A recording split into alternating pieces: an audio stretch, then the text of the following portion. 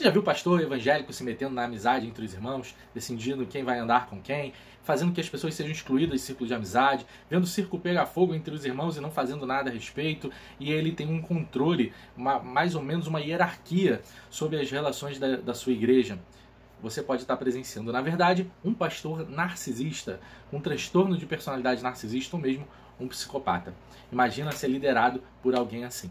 Eu sou o pastor Renato Borges e esse é meu canal, e daqui nós tratamos o assunto dos lobos, os falsos líderes religiosos. Eu te convido a me seguir para conhecer mais sobre o tema e curtir para que esse vídeo seja mais propagado, você me ajude a divulgar melhor esse vídeo.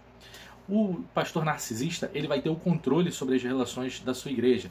Ele tem também uma hierarquia entre as relações. Aqueles que estão mais próximos dele, ele pode chamar de filho, de discípulos, e aqueles que vão se distanciando, que ele pode chamar de multidão ou dar outros títulos a esse tipo de irmão da igreja. E ele vai trazendo para a sua relação pessoal, excluindo da igreja, inclusive empurrando para fora aqueles que ele não quer. Ele também tem um certo controle entre os relacionamentos da igreja. É muito comum num ciclo abusivo assim, porque o narcisista coloca a pessoa num ciclo do abuso, seja no trabalho, seja na relação sentimental e também na relação ali na igreja, nas relações religiosas. Ele liderando, ele vai colocar as pessoas sempre num ciclo de abuso. Primeiro ele te conquista, depois ele te usa muito, depois você vai ser descartado. Esse momento do descarte pode ser que ele te sugue de volta para a relação, ou pode ser que ele te descarte ao ponto de você sair definitivamente.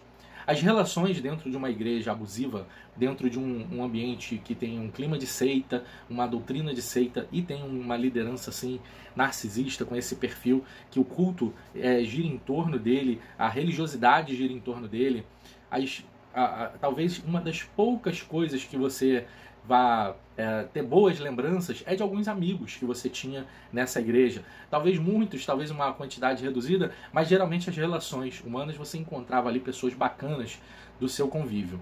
Eu mesmo já ouvi de uma figura dessas dizendo que todas as amizades que eu tinha na igreja, quem havia me dado havia sido ele. Ou seja, se ele havia me dado, segundo a cabeça dele, ele também tinha liberdade de interferir, de retirar, de desfazer as amizades. E assim foi feito. Nesses ciclos de amizade, ele interferia, ele colocava um contra o outro, fazendo a triangulação, que é pegar uma das pessoas, falar mal a respeito da outra, depois fala mal da outra para essa daqui. Agora eles estão brigando e o narcisista está de fora.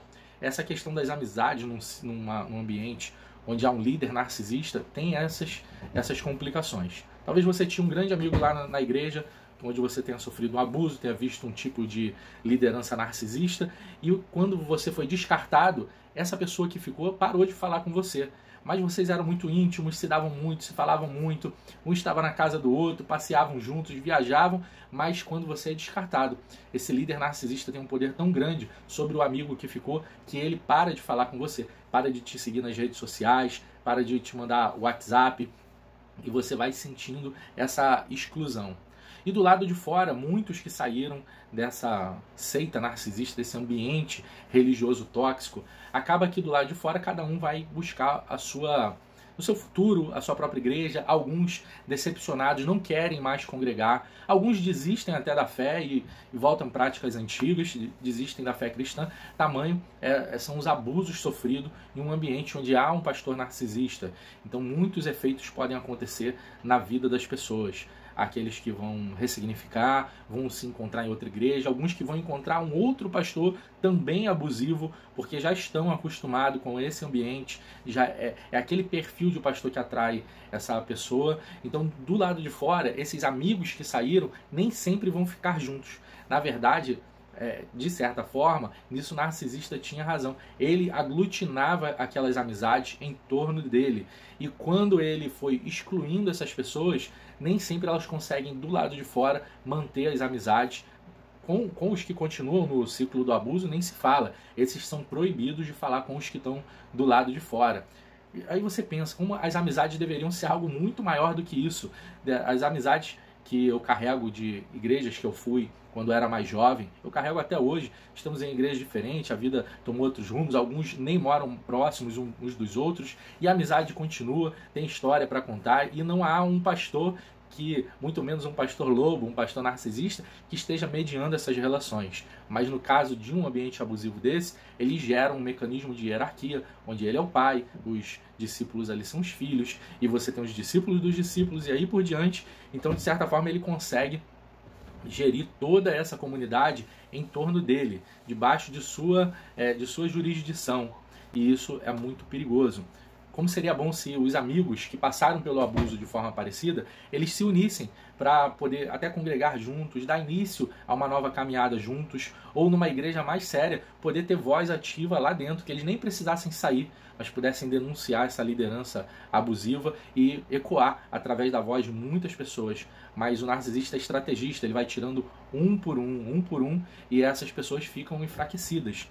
Na verdade, são rotuladas de diversas formas. E o que você acha sobre isso? Gostaria que você comentasse aí sobre essa questão das amizades. Se você já passou por um pastor abusivo, um pastor lobo, esse falso líder religioso, como que ele tratou das suas relações, das suas amizades? Como que você se sentiu em relação aos amigos que você jurava que eram grandes amigos, que eram amigos confidentes? Talvez seus segredos estejam rolando no meio desse ambiente do abuso, porque as amizades foram quebradas, a confiança também. Deixa aí nos comentários e vamos falar muito mais aí sobre esses temas. Deus te abençoe muito.